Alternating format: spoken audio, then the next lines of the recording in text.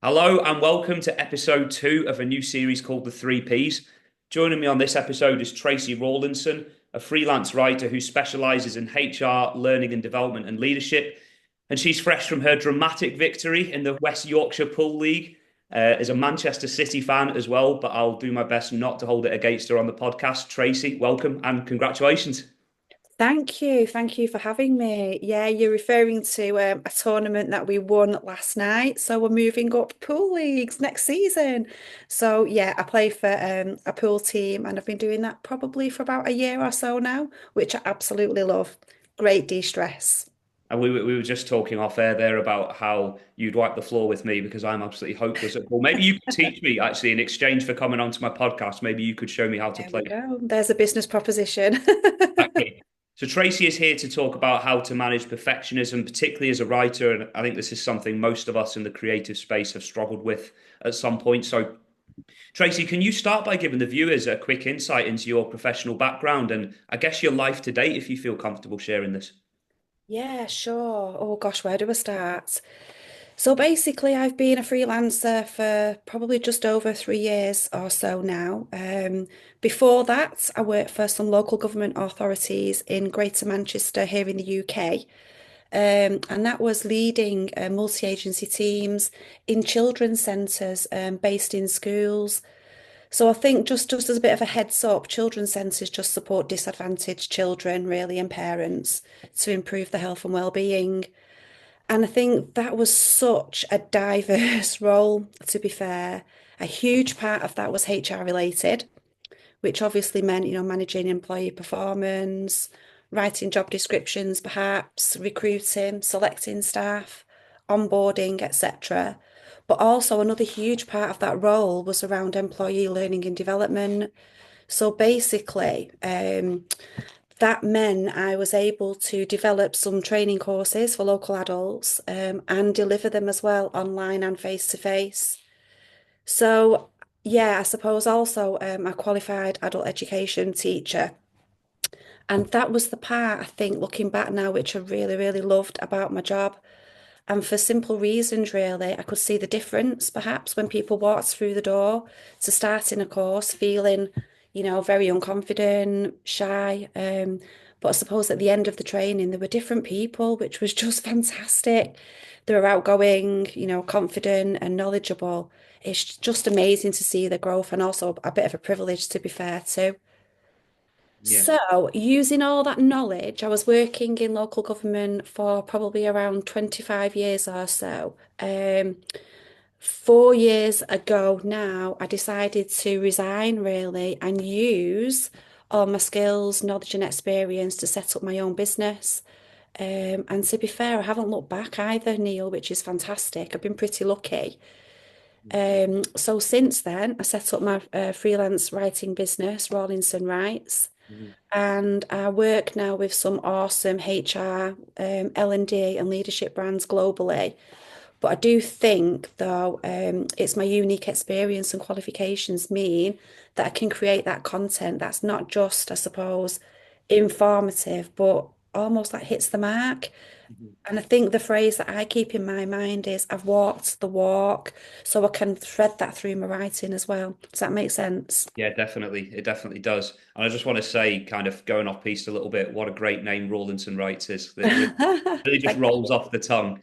And I really like one element of what you said there in particular about the training courses and how when people enroll on the training courses that they kind of come in a completely different person to what they are when they finish, And I guess one kind of spin-off question I wanted to ask you was just around when people enroll on these courses and when they're kind of studying and maybe one or two of them feel like it's a new area for them, they might feel a bit out of the depth, like they don't know what they're doing.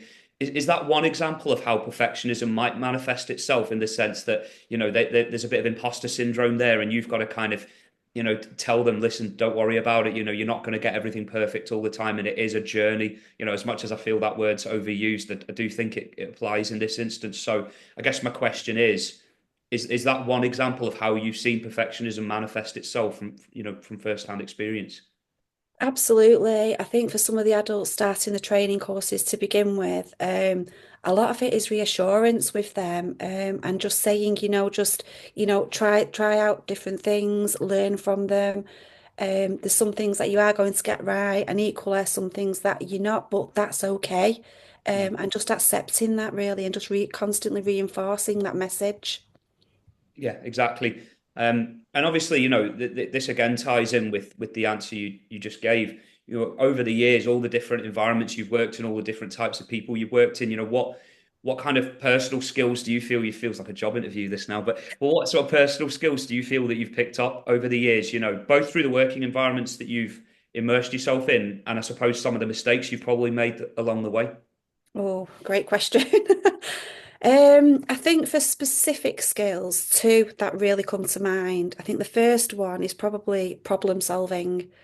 I mean, working with vulnerable families and children and leading multi-agency teams means obviously finding solutions to things when things don't go to plan. Um, and to be honest, working with children, that's probably daily. You need to sort of like think outside the box, really, and find creative solutions to specific problems. So I think skills, definitely problem solving, really. Yeah. And I think the second is probably relationship building. Um, and for me, that is actually one of my core business values even now. I mean, I can talk about those values later if you like. But connecting with people, connecting with employees, colleagues, parents in my previous role, and now clients and fellow freelancers like yourself, now while I've got my business. So I think building genuine, trusting relationships has always been crucial for me and really important. Strong relationships make us, successful. And I carry that through in everything I do now with my business. Yeah. So I think, going back to mistakes, where do I start with that? I can ream off hundreds. Yeah. But I think mistakes are all part of the journey, right? Yeah. They're not something to be afraid of either.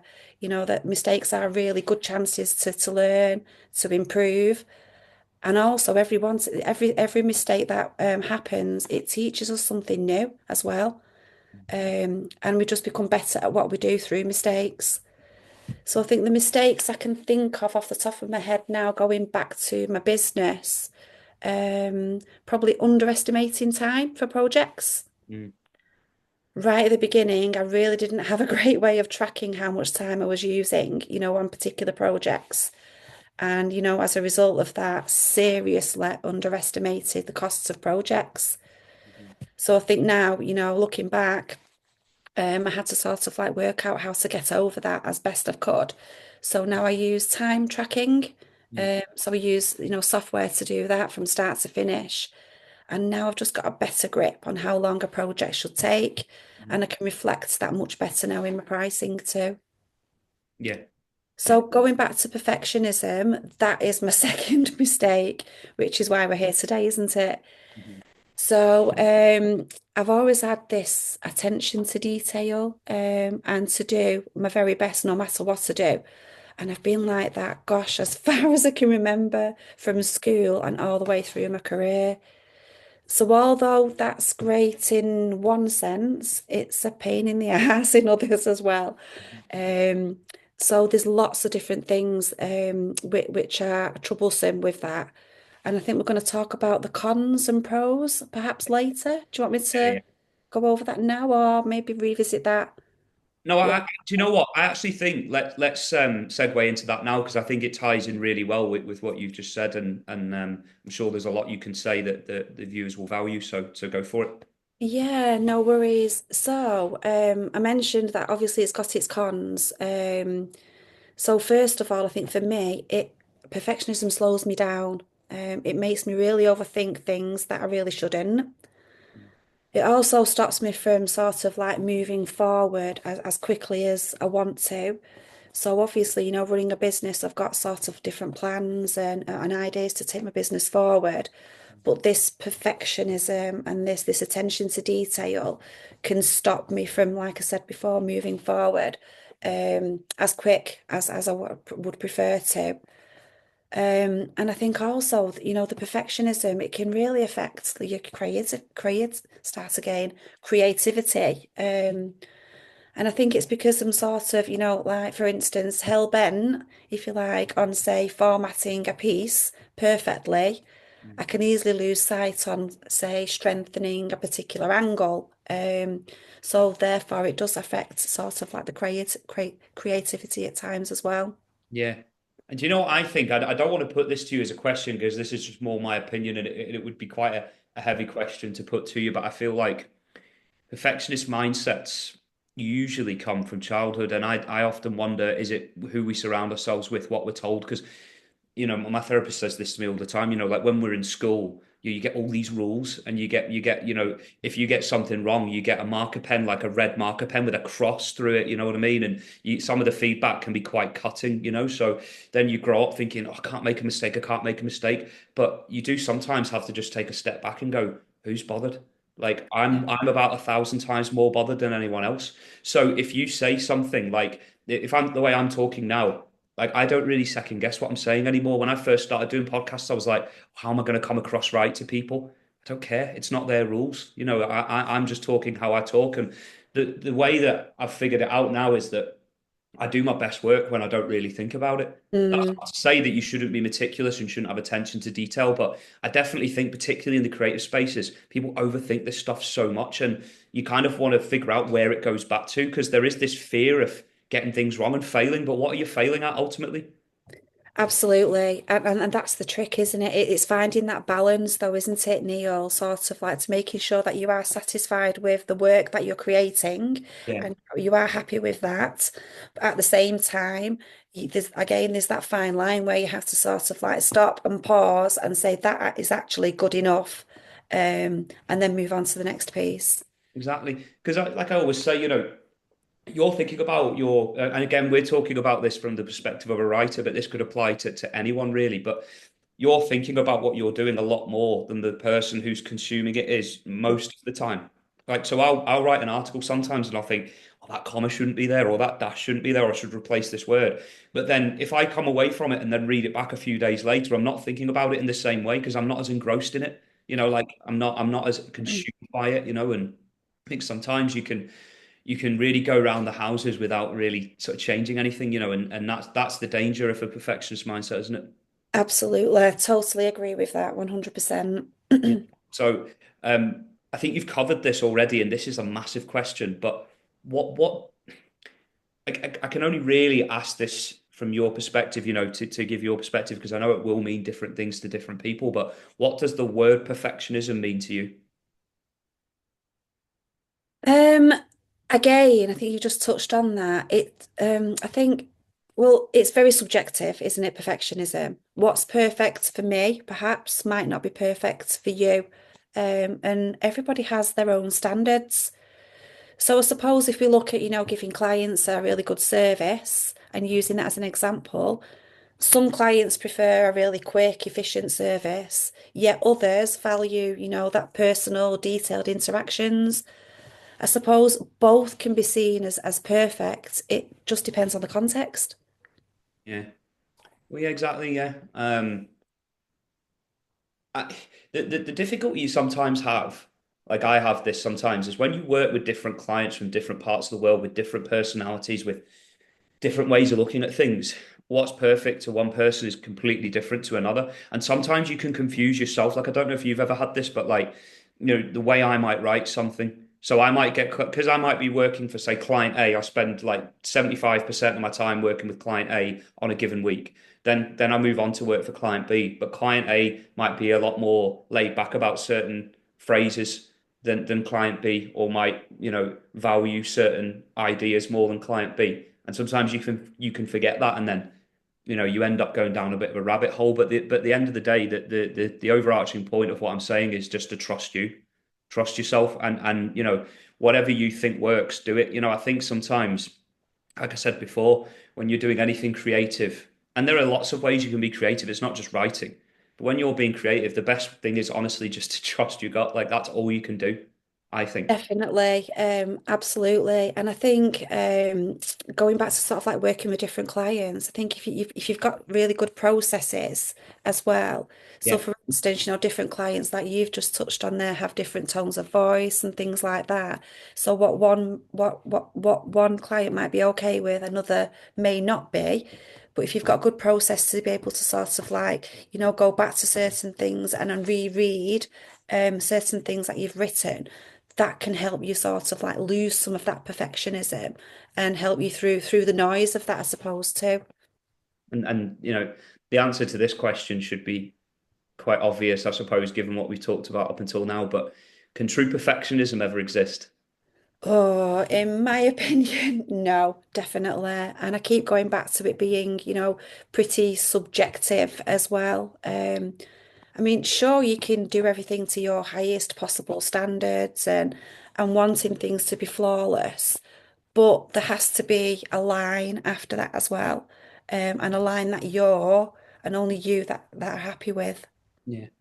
I'm interested in the idea of mentorship as well. Now, I don't know if you've ever like had this before, where you've worked closely with a mentor and that's helped you maybe navigate certain elements of your perfectionism or see it in a different light. I mean, is that the case, or if not, would you advise that people get a mentor? Is there any kind of advice that you would have in that sense?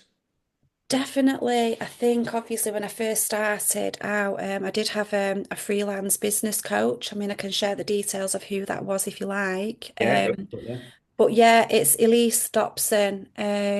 So Elise was the co-founder of Peak Freelance as well. Yeah. Um, and obviously, she's been writing for several years. And I really, really trust everything, that she says. And I think one of the things that I remember that she mentioned to me very, very early on was this. She just said, just do it. Mm. Just do it. I had this sort of mindset of, planning and weighing up the pros and cons of different things, before making any decisions or taking any action. And again, that boils down to this perfectionism approach, I suppose. But one of the things that Elise said to me was, just do it. That's what's going to make you learn, and help you sort of like make progress as well. So the learning happens when you actually start doing.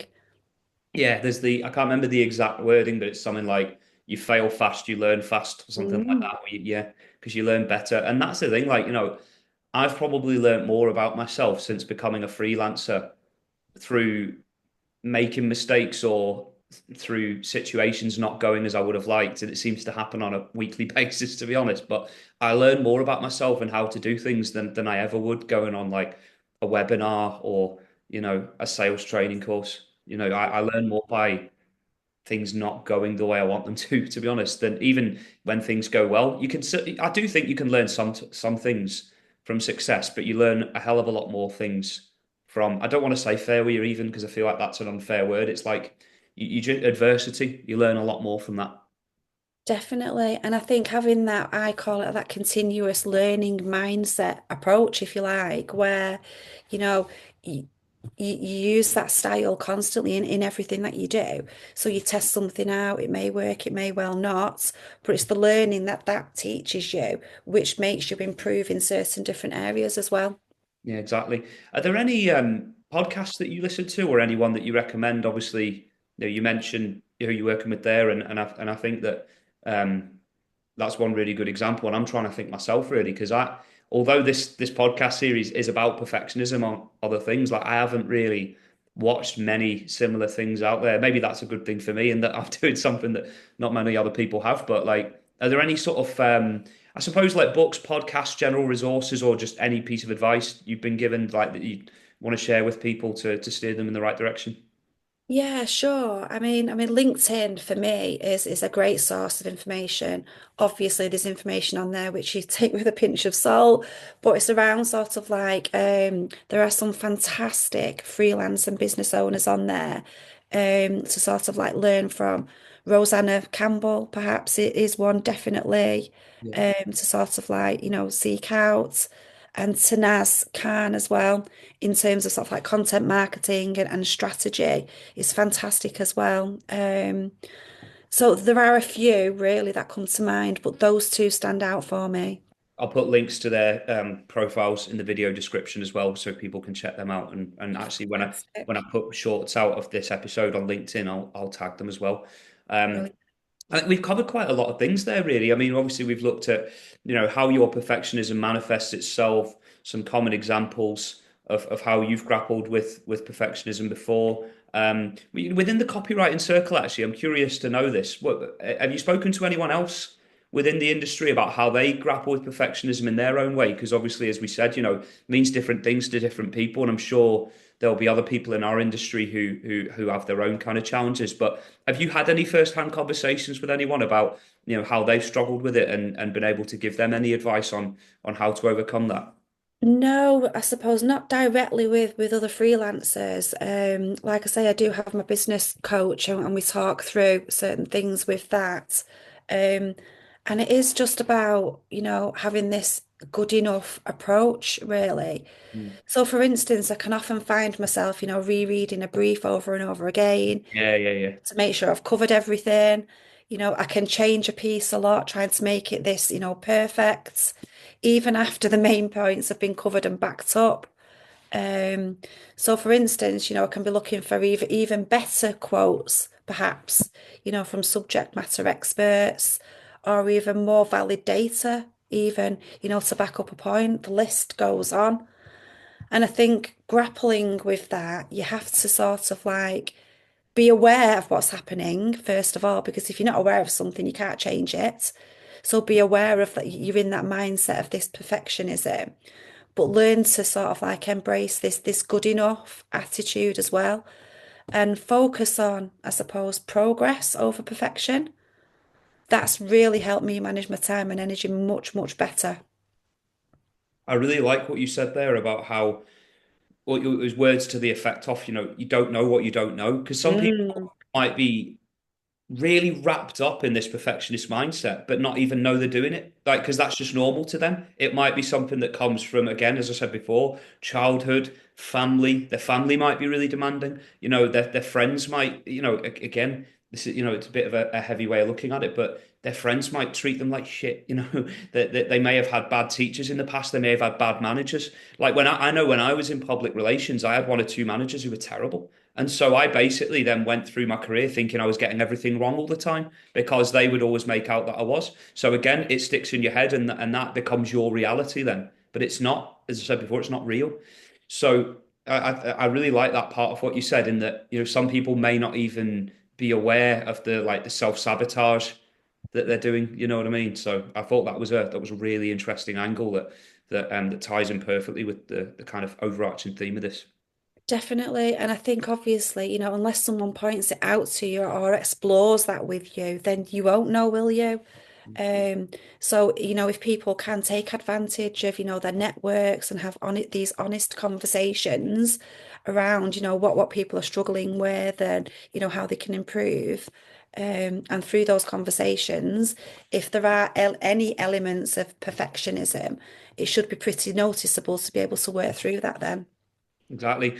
And I mean, just rounding everything up now, what would you like to be the key takeaway from this podcast or takeaways? You can select more than one if you like, but if you had like a bulleted list, like a too long didn't read summary, what would that look like from everything that we've discussed on this podcast? I think maybe what I touched on earlier was around values. Yeah. So I probably spend some time thinking about, what's important to you, and jot down a couple of those values. And those values should drive everything that you do in your business every single day. Um, so, I've got, five of my values, one of which is around relationship building, a people first approach as well. It's all about humans and relationships. For me, it always has been and always will be as well. And don't settle is another one of my values. So again, going back to this continuous learning mindset. So keep learning, regardless of whether you're 16 or 70, keep learning and just improving what you do. Yeah. And I think, the other one would be getting to grips with this, this good enough approach. That would be the key takeaway. It can make you really more productive, and reduce a whole heap of stress. Yeah. I suppose, like anything in life, Neil, that takes practice. It does. And just, yeah, it does definitely take practice and you make mistakes along the way and you learn from them. And that actually ties in with something that you just said there about don't settle. And the reason I love that one the most out of all those takeaways is that it reinforces this idea that perfectionism, in this is just my opinion. I'm not, repeating your words back to you and saying this is what you said. This is just kind of my takeaway from it. Perfectionism is something to strive for, but not be consumed by. So like, don't settle for a client that isn't right for you or a manager that isn't right for you, or don't settle for if you think a piece of writing's bad, rewrite it. Obviously, when we're not. I'm not saying in this podcast like just don't think about it and just do it and you'll be fine because it's not always as simple as that. But don't let it eat away at you to the point where you can't get things done. I think that's like my sort of conclusion from what you've said there. Don't sort of yeah. I guess like don't settle for less than you deserve, but don't also try to do so much that you burn yourself out because you can get burnt out. I think especially in the industries we're in. I know that when I've like overthought a piece of work, it's taken me probably twice as long to do it as it should have done, really, or could have done. And so yeah, that was just one angle that I really liked what you said there. The don't Yeah, settle argument. definitely. I mean, running a business, it's tough, isn't it? Freelancing is tough. Generally we're on our own, sat behind a laptop, with nobody sat next to us and Yeah. nobody to bounce ideas off. So it's around again looking at what's important to you and really focusing on that. How can people connect with you if they want to discuss anything that we've talked about on this podcast? Sure. So I'm on LinkedIn, so Tracy Rawlinson, and I have my website as well, which is just Google Rawlinson Writes, and I will pop up. Perfect. I'll put all the links in the description. Tracy, thank you so much for putting the time aside to speak to me and make sure you've got your pool cue ready for next week. Yeah, plan B next year, see, move up another season, hopefully. Exactly. Thanks, Tracy. Thank you so much, Neil.